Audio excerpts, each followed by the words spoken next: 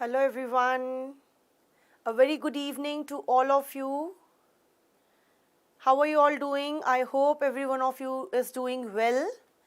Please show your presence in the chat box and also let me know if I am properly audible and visible to every one of you.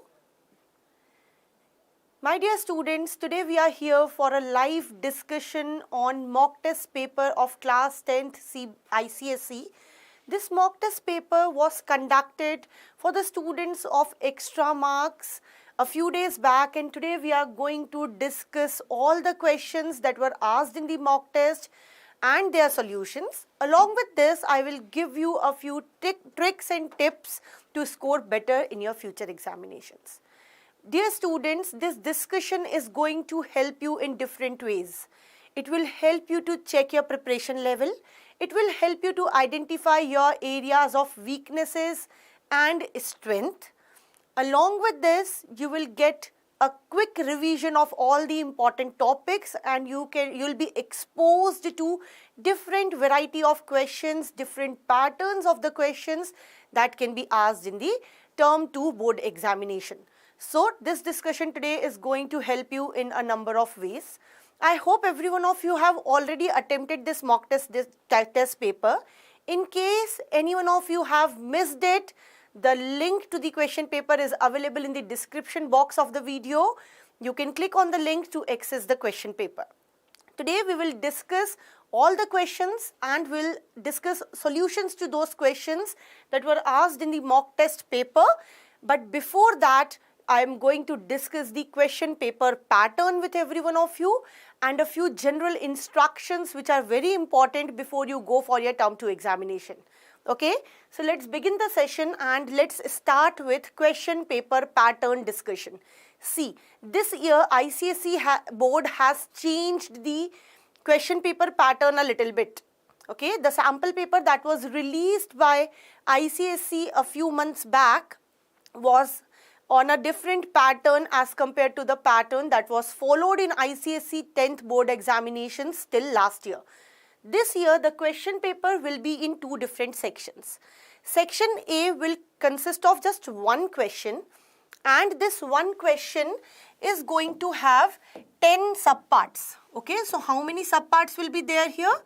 In first question, there will be 10 subparts, and each subpart will carry 1 mark. That means question 1 is in all total of 10 marks, where each subpart carries 1 mark. And as I have already mentioned, first question is objective type question. All the questions here in this section A, in first question, will be MCQ type questions where 4 options will be provided to every one of you, and you will be in need of selecting one correct answer from the given options. Then comes section B. All the questions in section B are subjective type questions. You will be in need of writing answers. The questions may be remembrance based, understanding based, application based, and different patterns of questions may be asked to every one of you. Here in section B, 5 questions will be given to you in the question paper.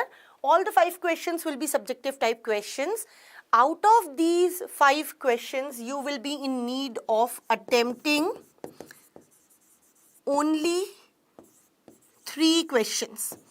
Okay, any 3 questions of your choice you can attempt. So here in section B, you are getting choice.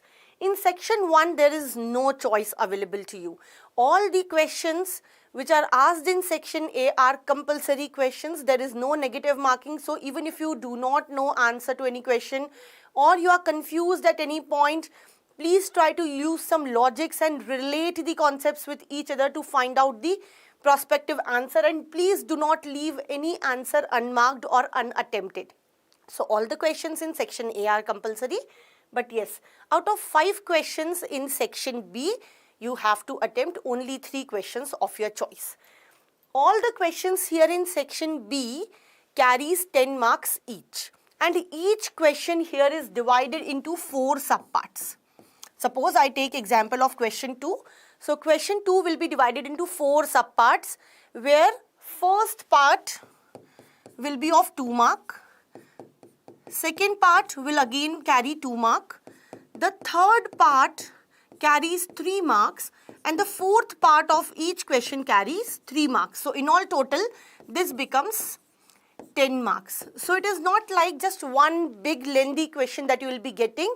In each subjective question, there will be 4 subparts. All the subparts will be compulsory.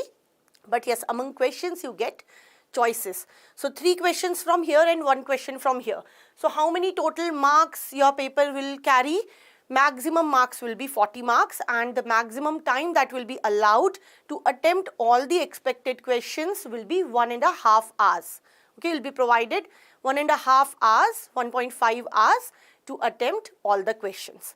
Now let's discuss a few general instructions which will be mentioned in the beginning of the question paper, and I advise you all to read all the instructions carefully when you go for your board examinations. The time, initial 10 minutes, okay? How many minutes? Initial 10 minutes are for the reading of the question paper. You will be in need of only reading the question paper for 10 minutes initially. You will not be allowed to write in these 10 minutes. This time is to be spent in reading the question paper, and the time which is given ahead of this time is for writing the answers. As I have already told you, section A consists of just 1 question which further carries 10 subparts. All the questions are compulsory from section A and you have to attempt only 3 questions from section B, and the intended mark for each subpart in the question is mentioned in the square brackets like this. So in your question paper you will be able to see square brackets on the right hand side of the question where their marks will be mentioned. So these are the general instructions. Now let's begin the discussion on the questions that were asked in the paper. Beginning with first question, this is the first part of question number 1, and what is asked in this question? The question is based on IUPAC naming. One structure is given to you here and you are supposed to find out the correct name to this particular compound. What you need to recall in your mind when you want to answer such questions. While answering such questions, you should keep in mind the basic rules of the IUPAC naming, which include selecting the longest carbon chain, numbering the carbon chain in a way that the substituent or the functional group gets the minimum possible number, and based on that decide prefix, root word and suffix. So if I have a look at this structure here, I am able to see a 6 carbon chain. 1, 2, 3, 4, 5 and 6. 1, 2, 3, 4, 5 and 6. 6 carbon atoms are here. Even if I consider this particular chain, there are 6 carbon atoms. That means the longest chain that I am able to see here is of 6 carbon atoms, and on the second carbon I am able to see a methyl substituent. So what will be the name to this compound? 2-methyl-hexane. So the correct answer to this question becomes option B. 2-methyl-hexane is the correct answer. Let's move to the next question now. Second part of the first question. What is asked in this question? In this question, what is given to you? 4 compounds are given to you.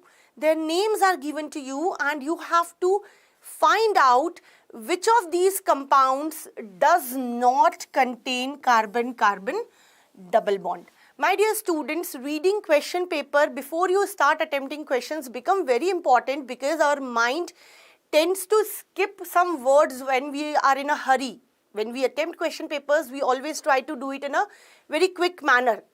So our brain sometimes skip a few important words. This not here is very important. So you have to pick the compound which will not contain carbon-carbon double bond, and you will be able to give answer to this question when you know the structure of all these compounds. So to find out correct answer to this question, you will be in need of making structures of all the compounds which are given over there, and have a look at these structures here.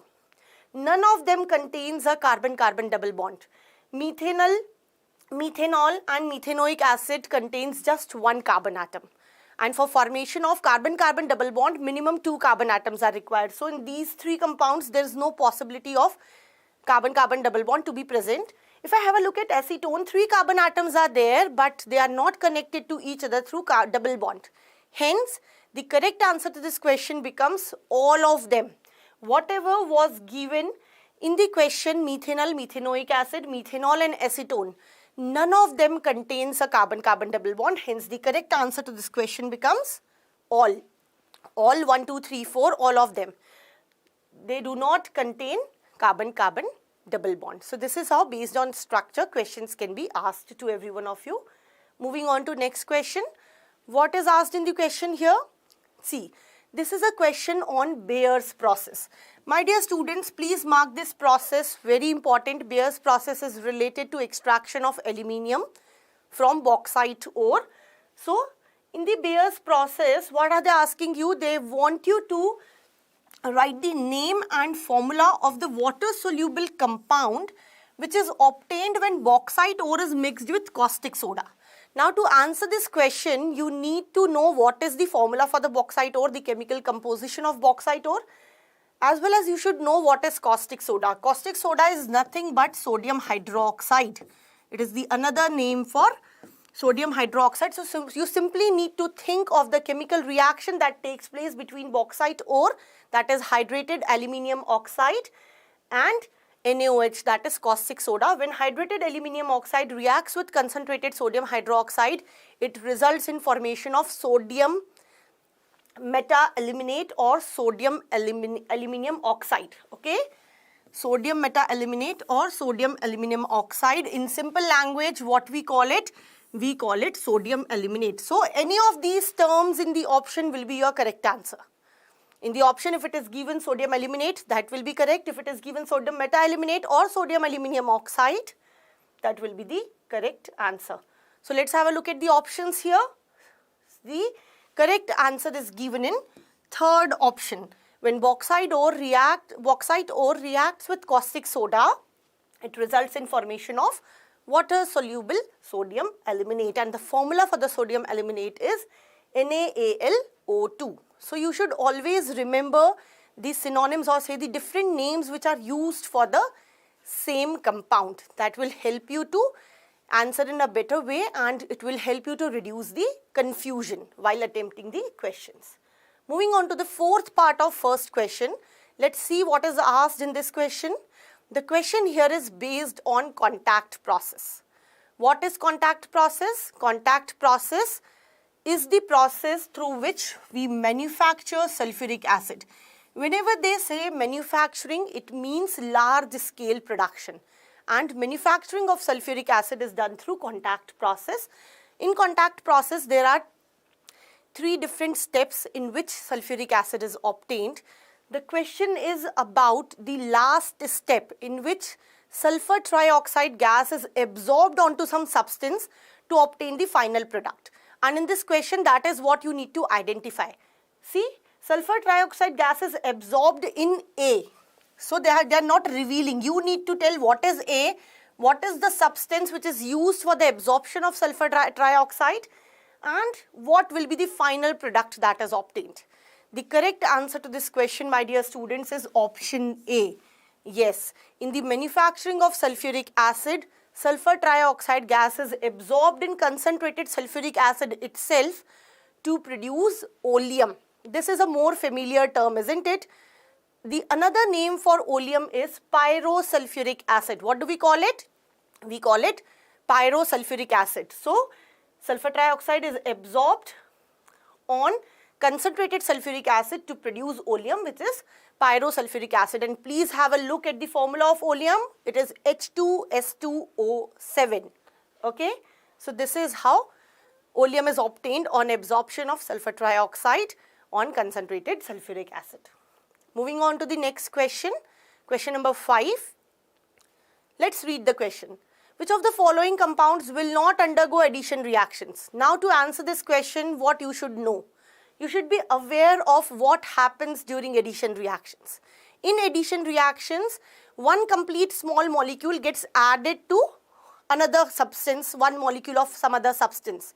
So, as the name indicates, addition of one substance to other substance is taking place, and for addition reactions to take place, presence of double bond or triple bond, that is unsaturation, is compulsory. Okay, presence of unsaturation in the compound is compulsory. So it is only alkenes or alkynes that can show addition reactions. Out of the given options, it is only propane which is an alkane. Isn't it? Propane is the alkane, hence propane will not show addition reactions. All the other options were either, like all the other compounds that were given were either alkenes or alkynes. So correct answer to this question becomes propane.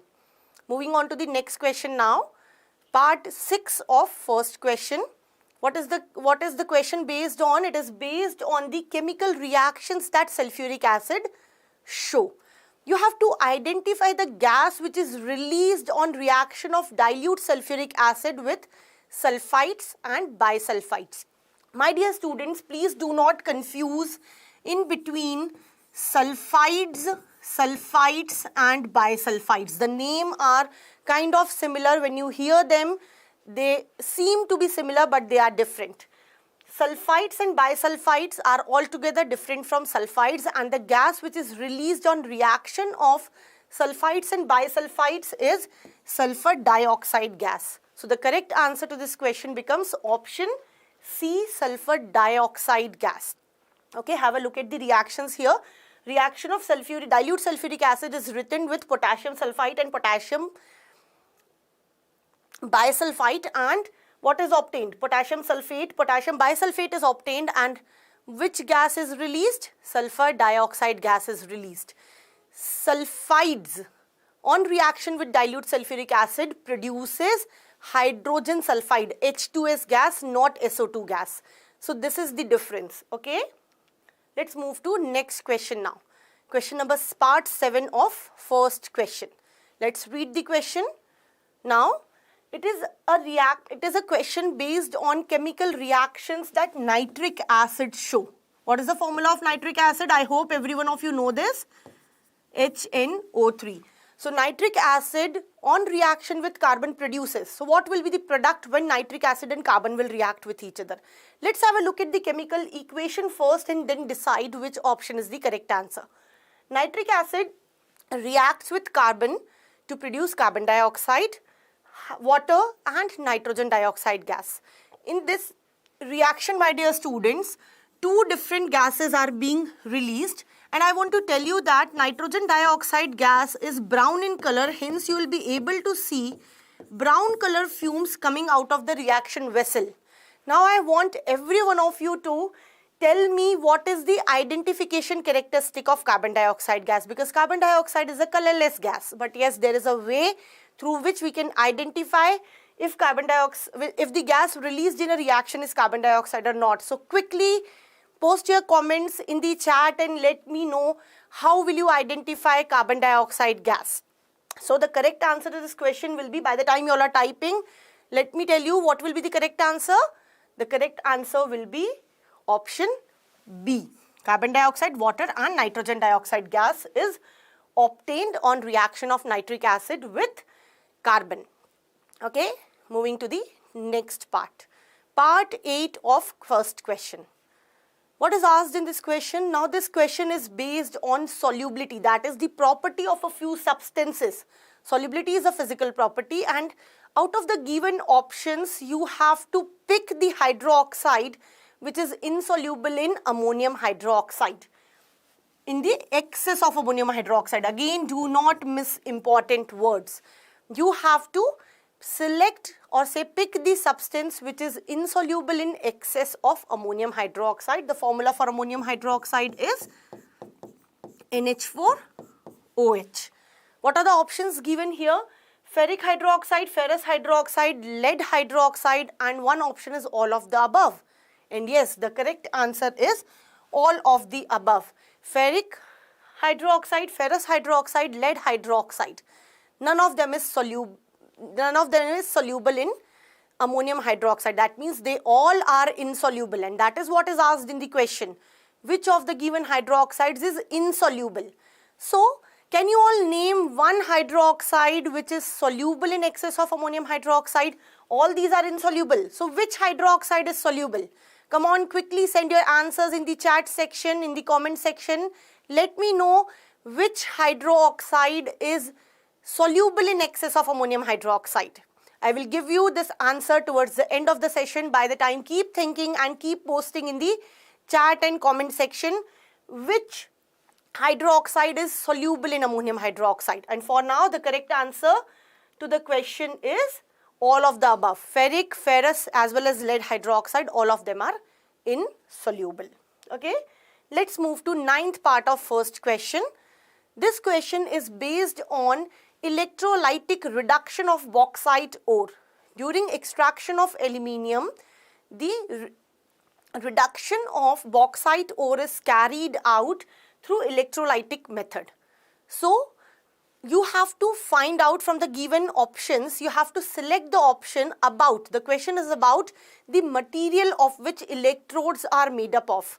During electrolytic reduction of bauxite ore to obtain aluminium, the electrodes, the anode and cathode are made up of carbon only. Yes, the correct answer here is option A.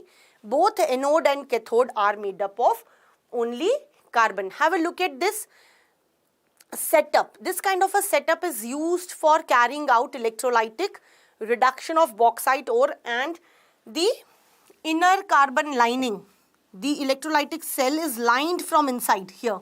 Let me highlight it for every one of you.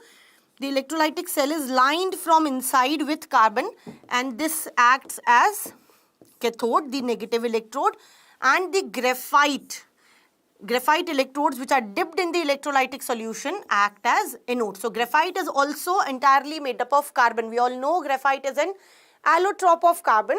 So, anode as well as cathode is made up of carbon in this particular process. So, the correct answer becomes option A, carbon for anode, carbon for cathode. Several options were given. So, what is the key to answer all these questions correctly? See, whenever such kind of a question comes, you should think of the setup which is used. That is why diagrams are important. If you remember this diagram, if you remember and practice this kind of setups for other processes as well, you will not find any difficulty in answering this particular variety of questions. Moving on to the next question. Next question is about LPG. What is LPG? LPG is liquefied petroleum gas. It is the fuel that we all use in our kitchens, isn't it? For cooking food. So, you have to pick up the hydrocarbon, which is a major component of LPG. This is a very simple question, and I hope every one of you will be able to answer it correctly. The correct answer here is butane. Isn't it? Butane is the hydrocarbon which is a major component of liquefied petroleum gas. Moving on to the next question now. Now I am going to start with subjective questions. This was all about the objective questions, section 1, where all the questions are compulsory. Now, in today's discussion, I am obviously going to discuss all the 5 remaining questions, but yes, in exam, please do not attempt all 5 questions. You will be in need of attempting only 3 out of the 5 questions given in section B. So, the first question is here, a very simple question. This question is of 2 marks. So, first part and second part carries 1 mark. You will get 1 complete mark to write the correct definition of homologous series and 1 correct mark to write the complete and proper definition of calcination. I want to give you a tip here. My dear students, whenever they ask you to write definition, please do not write it point-wise. Definitions are never written point-wise. We always write definitions in a way where we compile all the important information about that term in 2 to 3 lines, and those 2 to 3 lines should be sufficient to give an understanding to the person who reads it. So, while writing the definition for homologous series, a few points you should keep in mind. You should mention that all the compounds in this series can be represented with same general formula. They have similar chemical properties, and homologous series is nothing but a group of compounds. Okay? So, homologous series is a group of compounds where all the members of the group can be represented by same general formula and have same chemical properties. And if possible, you should also try to include 1 example along with the definitions. Moving on to the next part, that is calcination. What is calcination? Calcination is a process of oxidation of ores. After the concentration is done, ores are oxidized to obtain metal oxides. So, when we heat concentrated ore in limited supply of air, and by air here I mean oxygen. So, when we provide only limited oxygen and heat the ore at high temperatures, it is converted to its own oxide, and the process is known as calcination. And calcination and roasting differ from each other at this particular point. Roasting is carried out in excess of air, the supply of oxygen is surplus, but in calcination there is only limited supply of oxygen available. Calcination is suitable for carbonate and hydrated ores. On the other hand, roasting is suitable for sulfide ores. Okay, so this is how we write definitions. Moving to the next part of question 2. Name the product obtained when. Okay, we have to name the product when the given compounds react with each other. So the information about the reactions is given to every one of you, and in this information you have to find out the main products. So you have to tell about the main products which are obtained when methane reacts with chlorine in presence of diffused sunlight. What happens in that case? When methane reacts with chlorine in presence of diffused sunlight, we get chloromethane and hydrogen chloride. And my dear students, depending on the amount of chlorine available, this reaction may continue. The reaction will not compulsorily stop at chloromethane stage. In the next step, chloromethane will again react with chlorine, and this is how step by step all the hydrogen atoms of methane will be replaced with chlorine atoms, giving us a mixture of products. Okay, and the next part of this question was zinc blend reacts with oxygen at 800 degrees Celsius. When zinc blend is heated at 800 degrees Celsius with oxygen, what is obtained? Zinc oxide and sulfur dioxide is obtained. Okay, so I hope everything up to this point is clear to every one of you.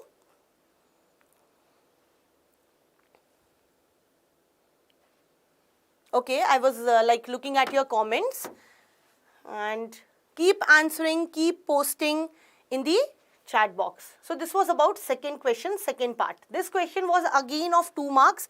So you'll get 1 mark if you write the correct answer to the first one. You will get again 1 mark if you write the correct answer to the second one. Moving on to the third part of second question. Now in this question, what you need to do? You need to draw the structural diagram of the given compound. So it is a reverse, like first question in this session today was structure was given, what was asked? Name was asked.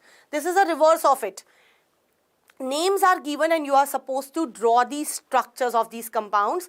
While drawing structures, you should keep a few things in mind. You should always start with the root word. Okay, so here you will start with but, here you will start with pent, and here you will start with hex. Then look for the suffixes. Okay, then look for the suffixes. Here Al is there, so you will put aldehydic functional group. Here oic acid is there, so you will put carboxylic functional group, and here we do not have a specific suffix which relate to any of the functional groups. That means this is simple alkane, and then you can put the substitutions by looking at the prefix part. So how will you make structure to all these three? See, this is the structure for butanol, 4 carbon atoms and aldehydic functional group. So this is not just butanol. At the second carbon atom, we also have a substituent. So this is 2-methyl-butanol. Okay, this is pentanoic acid, and this is 2,3 dibromohexane. Okay, so this is how you'll be in need of making the structures, and try to make the complete structural formulas like this. Please do not write the condensed structural formulas where you write CH3, CH2, CH3. That does not give clarity to the person who is evaluating. So this is the correct way of making structures. Okay, moving on to the next question now. Complete and balance the equations. Now, there are different ways in which chemical equations can be asked. Sometimes they give you information and ask you to find out products. Sometimes they give you half equations. See, these are the half written equations. Conditions are also mentioned, and you are supposed to find out the product side, the right hand side of the equations, and also you are in need of also you are in need of balancing the equations. Okay, so let's have a look at the products which will be obtained when we complete these equations. Okay, so ammonia reacts with carbon dioxide at 150 degrees Celsius and 1 atmospheric pressures. These are the reaction conditions to produce urea, and along with this water is obtained as a byproduct. Sodium carbonate on reaction with hydrogen chloride produces NaCl, water and carbon dioxide are formed, and ferrous sulfate on reaction with sulfuric acid and nitric acid results in formation of ferric sulfate, water and nitric oxide gas is given out. What is given out? Nitric oxide gas is given out. So this completes our second question. Here again, see in this part, 3 questions were asked, each of them carries just 1 mark. Okay, moving on to the question number 3 now. The first part of question 3 is these are the questions where something unknown. They are asking you a question about gas Y. So they are not revealing the identity of the gas, but you have to take hints from the information which is given over there.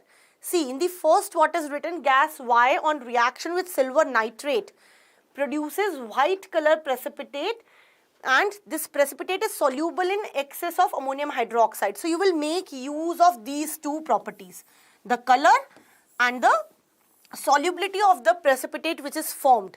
These 2 things will help you to identify gas Y, because at the end, what are they asking you to do? They are asking you to identify gas, which is gas Y. See, when they are making it react with silver nitrate, we all know that the chloride salts are white in color, and silver chloride, it is a common compound, and we all know that silver chloride is white in color, and it is also soluble in excess of ammonium hydroxide. So the anion which is coming from the gas is chloride ion combining with silver ions from silver nitrate, resulting in formation of silver chloride, which is white in color, insoluble, hence it will be obtained as precipitate. So gas Y here is hydrogen chloride gas. The correct answer is HCl. And what is the color and odor of HCl? The color and odor, that is the smell of HCl, is colorless and pungent respectively. That means the gas is colorless and its smell is very strong, pungent, not at all pleasing smell HCl has. And see, this is the chemical reaction that is taking place. Gas Y, that is HCl, reacting with silver nitrate to produce silver chloride, which is insoluble, and the following reactions are mentioned here. The silver chloride actually dissolves in ammonium hydroxide to produce a soluble compound. Okay, that is why it is soluble. Let's move to the next question here. Again, the question is on a compound whose identity is not revealed, and this particular compound, on addition of nitric acid followed by addition of barium chloride solution, produces white precipitate. Now again you will be able to find answer through some hints. White precipitate and barium chloride solution. Think of a barium salt which is white in color and which is insoluble, because if it is obtained as precipitate, it has to be insoluble. So what comes to your mind? At first instance, barium sulfate comes to our mind, isn't it? So yes, the anion which must be coming, the negative ion which must be coming from the compound X will be sulfate ion, combining with barium cations to produce barium sulfate, isn't it? So yes, the anion present in the compound is sulfate ion. What is the representation for sulfate? SO4 with 2 negative charges. Okay, let's move to next question now. State the following. Okay, so you simply have to give answer in one or very less words. You have to tell which drying agent is used in manufacturing of sulfuric acid, and you have to tell what are the products which are formed when ammonia reacts with copper oxide. So simply answer in 2 to 1 word or less than 10 words kind of question this is. Each part carry just 1 mark, because this is the second subpart of question, and second subpart of each subjective question this time consists of just 2 marks. So 1 mark to each part of this question. So drying agent which is used in manufacturing of sulfuric acid is concentrated sulfuric acid itself. And when ammonia reacts with copper oxide, It results in formation of metallic copper, nitrogen gas and water. Okay, moving on to the next part. State the observations in each of the following. See, some description about some reactions is given. And you have to state, you have to tell what you will be able to observe. And whenever they ask you observations, it should be something that you will be able to see or feel, like smell, what kind of smell will come, what kind of visible changes will take place, if any precipitate is forming, what will be the color of the precipitate. This kind of observations you should be mentioning. Let's discuss them one by one. Hydrochloric acid is added to sodium thiosulfate. So, what will you observe when hydrochloric acid is added to sodium thiosulfate? Let's have a look at the chemical reaction that takes place when sodium thiosulfate reacts with hydrochloric acid. It results in formation of NaCl, sodium chloride, water, and along with this, one gas is evolved and one precipitate is formed. The precipitates of sulfur are yellow in color. So, we will be able to observe two things here. We will be able to get the smell of burning sulfur due to formation of sulfur dioxide gas, and we will be able to see formation of yellow color precipitates of sulfur. Okay. So, two observations. So, this kind of, based on the chemical reactions only, you will be able to answer these questions. Now, the next question here was, HCl gas is poured in a jar with a burning candle. What will happen? My dear students, HCl is heavier than air. So, as soon as we start pouring HCl gas in a jar inside which we have kept a burning candle, HCl starts occupying the place in the jar from bottom. It starts filling the jar from the bottom and starts displacing all the air. The air starts moving out of the jar. And after some time, because the HCl is pushing the air out of the jar, the candle will extinguish. You will be able to see that after some time, the candle extinguishes. So, this is the observation. And the reason is also clear because of the more density of HCl as compared to air. Moving on to the next one. What was the next one here? Sulfuric acid is added to ferrous sulfide. Again, reaction between sulfuric acid and ferrous sulfide should be clear to you. And I have told you in one of the questions that we discussed in today's session only, I told you that sulfuric acid on reaction with sulfides, metal sulfides, produces hydrogen sulfide gas, and hydrogen sulfide gas, see in the reaction hydrogen sulfide gas is produced and it gives you a smell of rotten egg. So, you will be getting rotten egg like smell when ferrous sulfide reacts with sulfuric acid due to evolution of hydrogen sulfide gas. What is the next question here? Write the balanced equation for the following conversions. That means in such questions there is no need to write any description. They have simply asked you to write the balanced equations, look for the products and reactants from the given information and simply frame the equations. Okay. The first is sugar charcoal from cane sugar using sulfuric acid. So, how will you obtain? The formula for the cane sugar here is C12H22O11. When it is treated with concentrated sulfuric acid, sugar charcoal is obtained, which is nothing but carbon. Composition wise, it is just carbon. So, this is how. Just read the statement, find out the reactants and products and the reaction conditions, make an equation and balance it. Okay, writing the balance equation is compulsory. Whenever you write any equation, it should be balanced. Okay, ammonia from nitrogen and hydrogen. So, how do we obtain it? We all know Haber's process. Nitrogen and hydrogen reacts with each other in presence of iron as catalyst and molybdenum as promoter at somewhere around 450 degrees Celsius and 200 atmospheres pressure to produce ammonia. And how will you obtain ammonium chloride from hydrogen chloride and ammonium hydroxide? So, hydrogen chloride and ammonium hydroxide becomes our reactants. Hydrogen chloride reacting with ammonium hydroxide to produce ammonium chloride, and water is the byproduct here.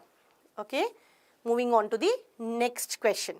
Question number 4, first part. Again, just to remind you all, part 1 of subjective questions consist of 2 marks. Part 1 and 2 of 2 marks and part 3 and 4 of 3 marks. Okay, let's have a look at the question again. 2 subparts, that means each of this will carry 1 mark. This is a reasoning based question.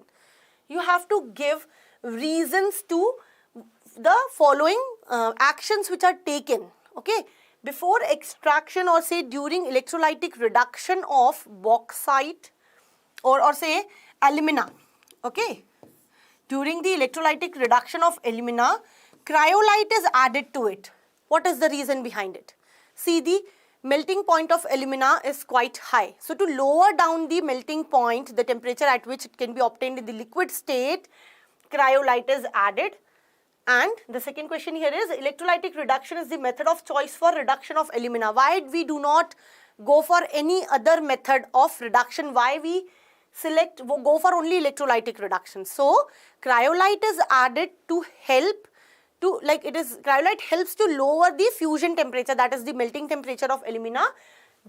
Without cryolite, it will melt at somewhere around 2050 degrees Celsius.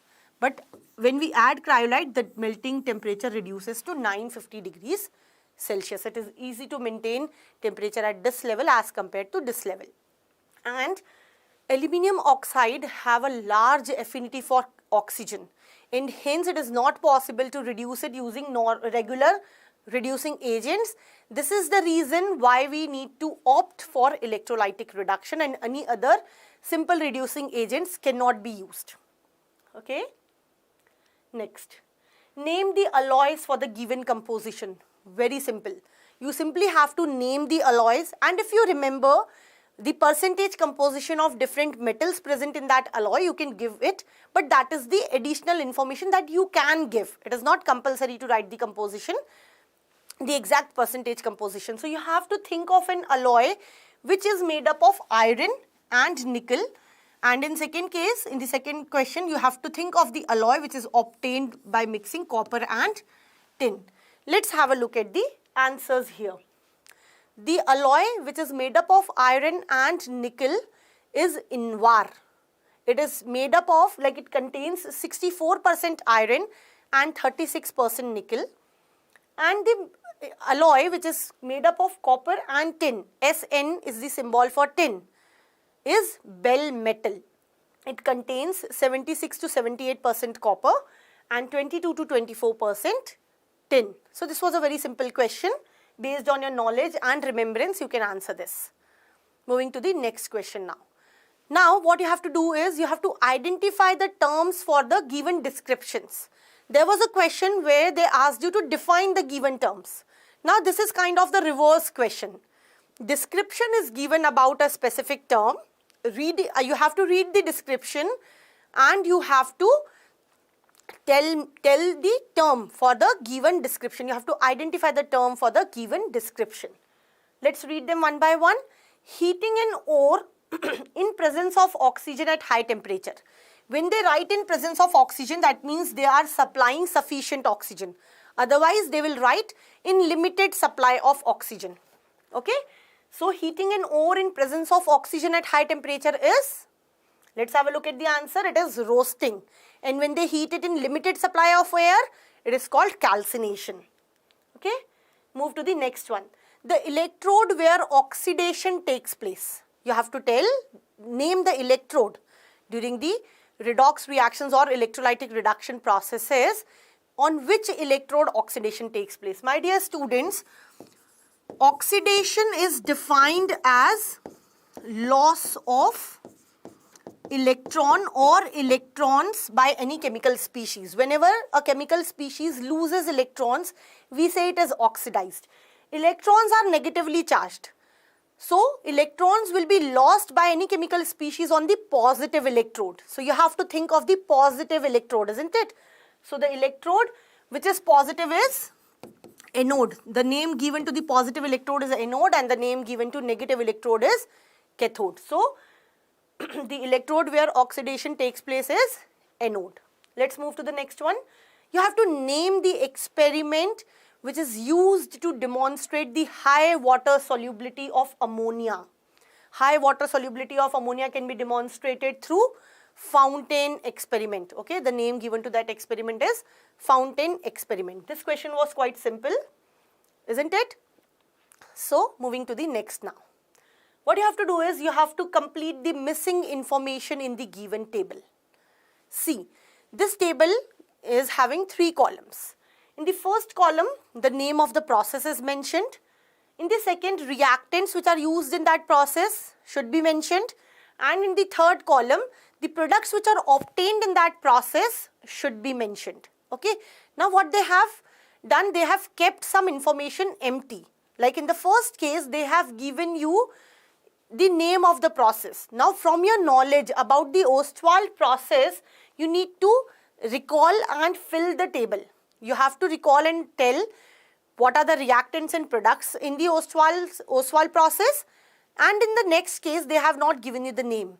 Looking into the reactants and products, you need to guess which process they are talking about. Okay.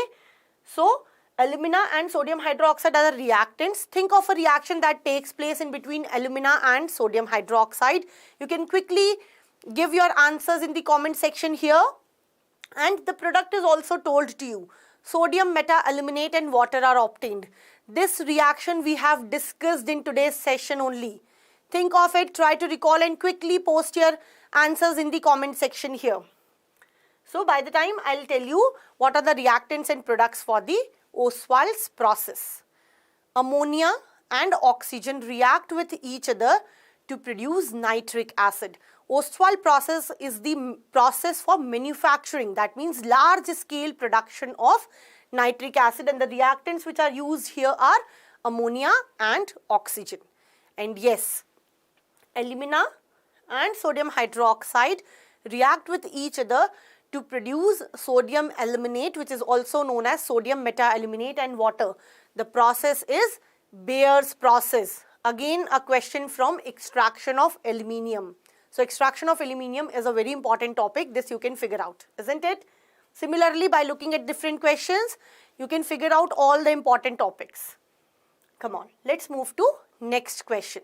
Question number 5. First part, what is asked here? Write the balanced chemical equations for the following conversions during manufacturing of nitric acid by Ostwald process. Again, a question from manufacturing of nitric acid, and all the reactions that you are supposed to write are based on nitric acid, manufacturing of nitric acid itself. So the first is conversion of ammonia to nitric oxide on reaction with oxygen, and the second is conversion of nitric oxide to nitrogen dioxide. These are 2 main steps in Ostwald process. So how will you write the answer? You will write the reactants, products, the reaction conditions, and balance the equation. See, ammonia reacts with oxygen to produce nitric oxide. This information was already given to you. You are in need of simply arranging the equation in a proper way and balancing it out, isn't it? So ammonia on reaction with oxygen in presence of platinum as catalyst and 800 degrees Celsius results in production of nitric oxide, and reaction is exothermic. Whenever heat is written on the product side, what does it indicate? It tells us that the reactions are exothermic in nature. And in the next, what they asked you the balanced equation for conversion of nitric oxide to nitrogen dioxide. This is basically oxidation of nitric oxide that takes place. Here nitric oxide again reacts with oxygen, but at a comparatively lower temperature, somewhere around 50 degrees Celsius. This reaction takes place and results in formation of nitrogen dioxide. So this is how you answer this question. Next, select the correct answers from the bracket. So a few options are given in the bracket. You have to complete the sentences which are given over there. The statements are given over there. You have to complete the statement. So simply fill in the blanks kind of question this is. And it is very easy for you because they have given you 2 options. So the choices that you have for filling in that blank narrows down to 2. You simply have to decide in between 2 options which are given over there. So this kind of questions become a little easier for every one of you.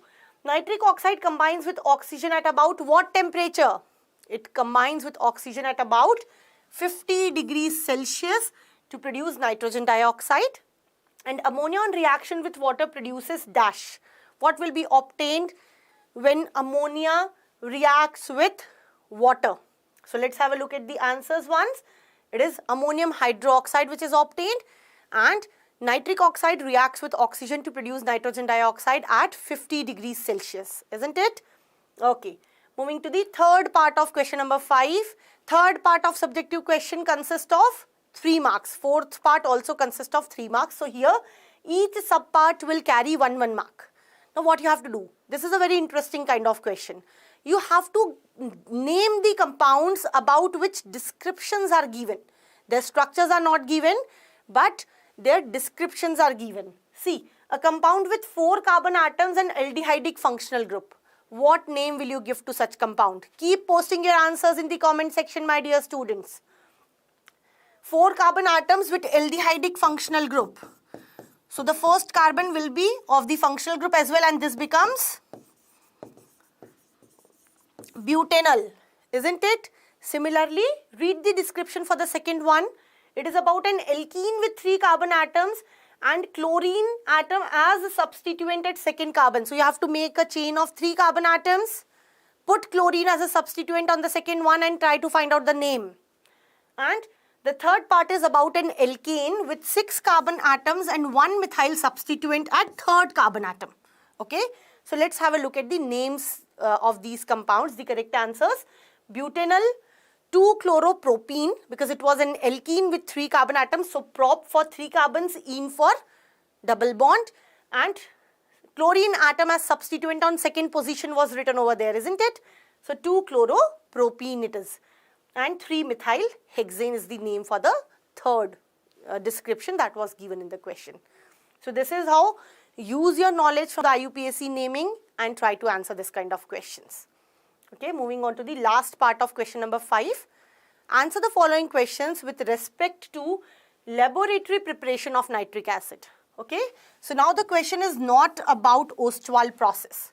Ostwald process is for manufacturing of nitric acid. Please do not confuse it with laboratory preparation of nitric acid. Okay, so the first question is a reasoning based question, the understanding based question. You have to write the description on why sulfuric acid is preferred over hydrochloric acid during manufacturing of nitric acid. You have to mention the temperature which is required for the preparation of nitric acid in laboratory, chemistry lab. That means the temperature at which reactions take place. And you have to write a balanced chemical equation for the reaction which is actually taking place. So, one complete question from one synthesis, one preparation method, isn't it? So sulfuric acid is preferred over hydrochloric acid because sulfuric acid is non-volatile in nature. Hydrochloric acid is volatile and nitric acid in itself is volatile. So in preparation of one volatile acid, use of another volatile acid is not suggested. We should always select an acid which is non-volatile so that the vapors of the reactant does not mix with the vapors of the products. Okay? The temperature at which these reactions take place, 180 degrees Celsius to 200 degrees Celsius. That means we have to maintain the temperature in this range. And the reactions that take place are, we either need to use potassium nitrate or sodium nitrate. Any of these reactants can be used. We need to make them react with concentrated sulfuric acid somewhere around like below 200 degrees Celsius. This is important. Temperature should not rise above 200 degrees Celsius. Bisulfate salts are formed and nitric acid is obtained. Okay, moving on to the last question for the day. What is the question? You have to differentiate. Okay, now this is not a simple differentiation question where you simply make a column and write the differences. No, you have to differentiate in between sulfides and sulfites using sulfuric acid. How can you differentiate? Think of it. You all know this. We have discussed this once today in the session. Reaction of sulfuric acid with sulfides and sulfites. There is a difference in the products. I am giving you all hint. The difference is in the products. Okay, different gaseous products are obtained. Sulfites will produce sulfur dioxide gas giving smell of burning sulfur, and sulfides will produce hydrogen sulfide gas giving smell of rotten egg. So, you will be able to differentiate through the smell of the gases which are evolved on their reaction with sulfuric acid. So, this is how using sulfuric acid you can differentiate in between sulfides and sulfites. Next, dilute sulfuric acid and concentrated sulfuric acid using zinc granules. Isn't it interesting? We can even differentiate in between dilute and concentrated form of sulfuric acid using zinc granules. Let's see how that can be done. See, the first is sorted. The smell of gas will be different. Okay. In the second case, in the second question, dilute sulfuric acid on reaction with zinc granules gives out hydrogen gas. And this hydrogen gas burns with a pop sound. Okay. So if the gas which is coming out of the reaction vessel is burning with the pop sound, the sulfuric acid is dilute. But concentrated sulfuric acid on reaction with zinc granules give out sulfur dioxide gas, which will give you a smell of burning sulfur. So again, there is a difference in the nature, or say in the gases which are evolved on reaction of zinc granules with dilute and concentrated sulfuric acid. And that is how you can differentiate in between them using zinc granules. Moving on to the next question. Again, what you have to do is you have to give one word for the given statements. So two statements are given. You have to read the statements and think of one term that you can assign to these descriptions. Okay. So thermal decomposition of organic compounds at high temperature under inert atmosphere. This is known as pyrolysis. Okay. And substance which is added to the furnace to remove gangue. What is gangue? Gangue is a term which is given to earthly impurities that remain mixed with ores. And ores need to be made free from these earthly impurities, that is gangues, before we put it for the extraction, the actual extraction process. So, what we add to the in the furnace, to the charge that we are putting into the furnace to remove gangue, we use flux. So, the correct answers become pyrolysis and flux. Moving on to the next question. Third part of sixth question. Given below are few chemical reactions. What you have to do is have a look at the reactions, and you have to identify the property which dilute or concentrated, whatever form of sulfuric acid is used, which property this sulfuric acid is demonstrating. See, in the first reaction, sulfuric acid is reacting with carbon, and carbon is getting converted to carbon dioxide. So, aren't you able to see addition of oxygen here? I am able to see that oxygen is being added to carbon. So, in this reaction, carbon is getting oxidized. So, sulfuric acid is acting as oxidizing agent. Sulfuric acid is demonstrating its oxidizing properties in the first reaction. Let's have a look at the second reaction here. What is it? This is methanoic acid, also known as formic acid. And formic acid is being converted by the action of sulfuric acid. It is being converted to carbon monoxide, and water is taken out. So it is dehydrating property which is demonstrated, isn't it? It has dehydrated it. Water is taken out. And magnesium reacting with sulfuric acid producing magnesium sulfate, and hydrogen is being displaced. In the third reaction, sulfuric acid is demonstrating its acidic nature. Acids can displace, like metals can displace hydrogen from the acids, the metals which are placed above hydrogen in the reactivity series. So in the third reaction, acidic nature of sulfuric acid is demonstrated. Okay.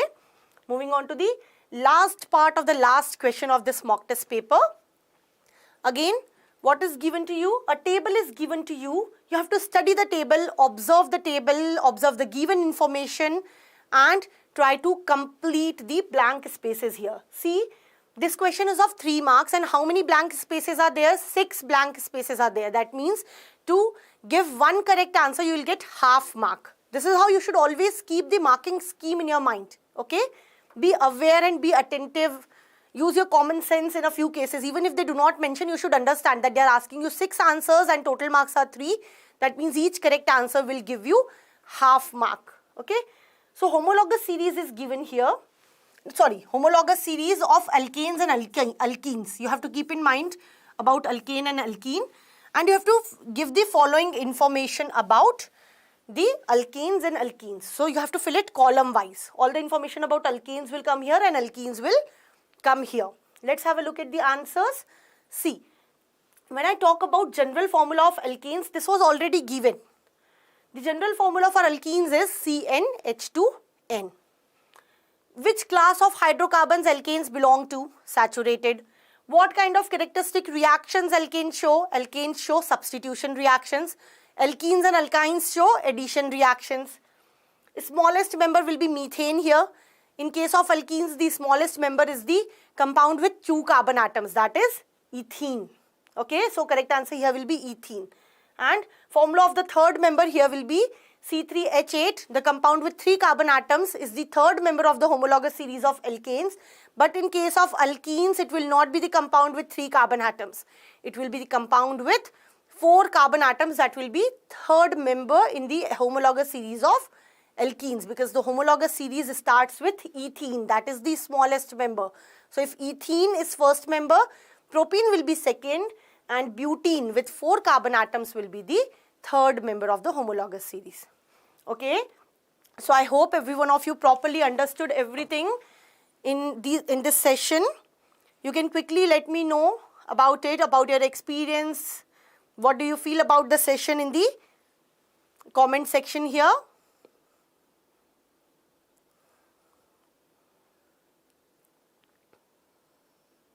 Okay, so I'm able to see one question here. Where's the question paper?